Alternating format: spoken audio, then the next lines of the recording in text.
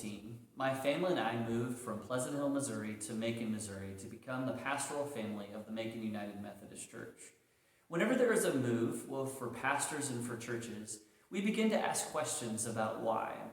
What is our purpose? What is it that God is wanting us to accomplish in this new setting, in this new place? Essentially, why am I here? In August of that year, 2014, part of the answer became extremely clear to me. I'll never forget the conversation I had with Scott Burden on an August afternoon. I called him up, checking on him and just visiting with him. Don't remember specifically why I called, but I remember what happened in that conversation. Scott was short with me in that call and said he needed to call me back because he was about to be fired. At the time, he was working at Camp Joda in Clarence, Missouri, and was doing a fantastic job and a wonderful assistant to Sarge. That afternoon, Scott called me back and we met up at his shed and we talked about the fact that the Missouri Annual Conference was making the decision to close down all of their camping facilities.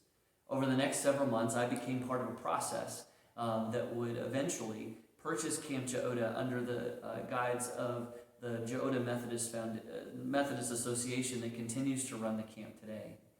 The other good news or silver lining around that is Scott eventually chose and took a job with the Missouri Conference office, redirecting their camping and youth ministries throughout the entire state.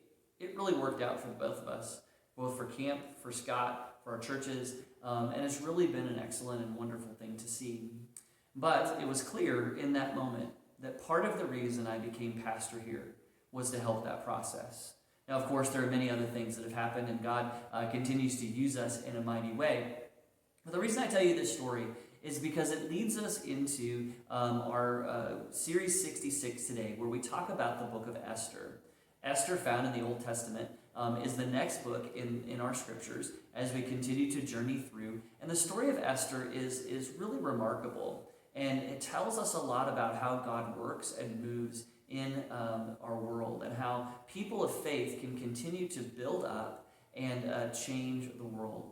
Well, this is a relatively short book. It has 10 chapters, and in the story there are many things that happen, but the bulk of the story focuses around Esther and her uncle Mordecai.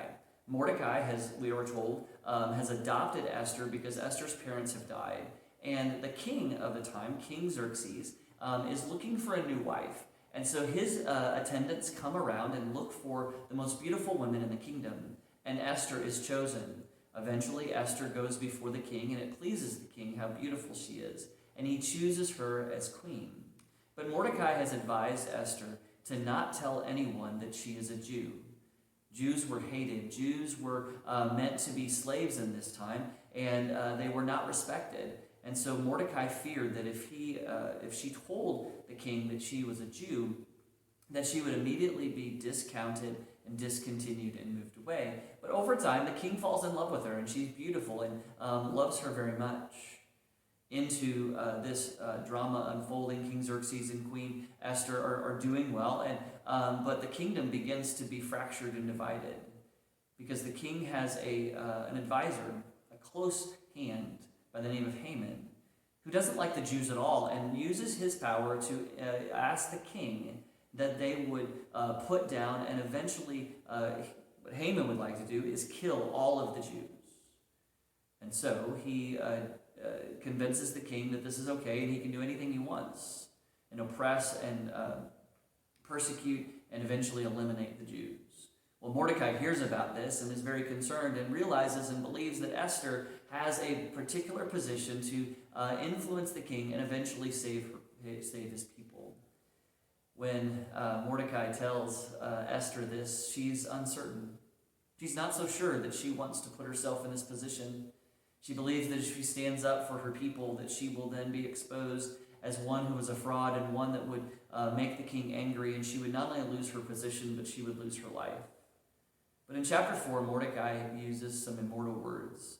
Words that you've probably heard before, but really are the crux of the message of this book and of what we need to learn today. He says, "Do not think that because you are in the king's house, you alone of the Jews will escape. For if you remain silent in this time, Relief and deliverance for the Jews will arise from another place, but you and your father's family will perish.